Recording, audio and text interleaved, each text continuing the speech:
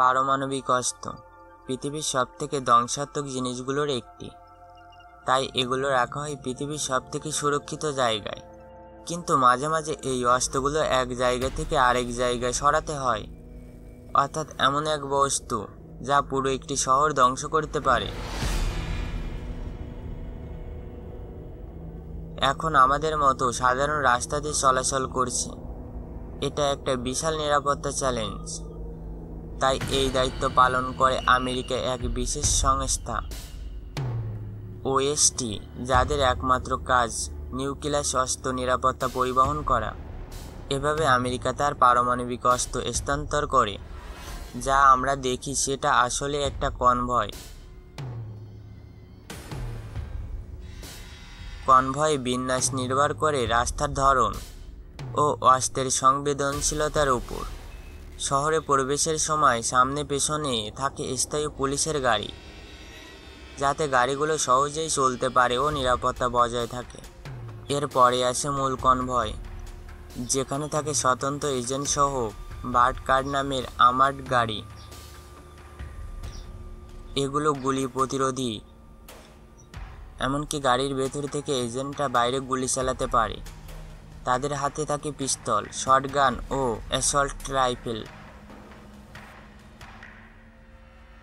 কোনো গুরুতর পরিস্থিতি তৈরি হলে কিছু গাড়ির সাথে থাকে মাউন্ট করা হেভি মেশিন গান, যা তাৎক্ষণিক পাল্টা হামলার জন্য ব্যবহার করা হয়।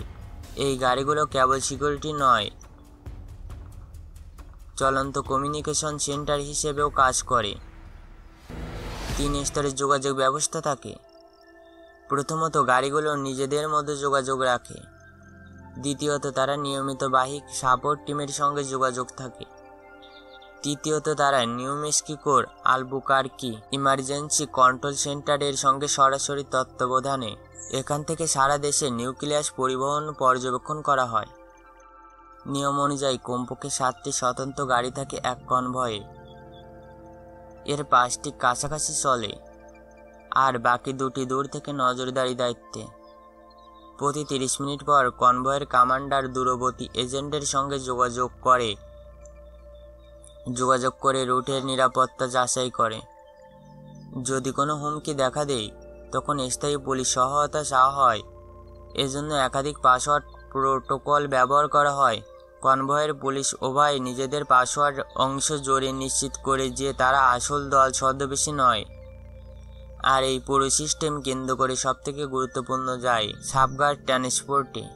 এটা এমনভাবে তৈরি করে যে সাধারণ কোনো অস্ত্র, কাটিং টুল, এমনকি মারাত্মক দুর্ঘটনায় এটাকে ভেদ করতে পারে না।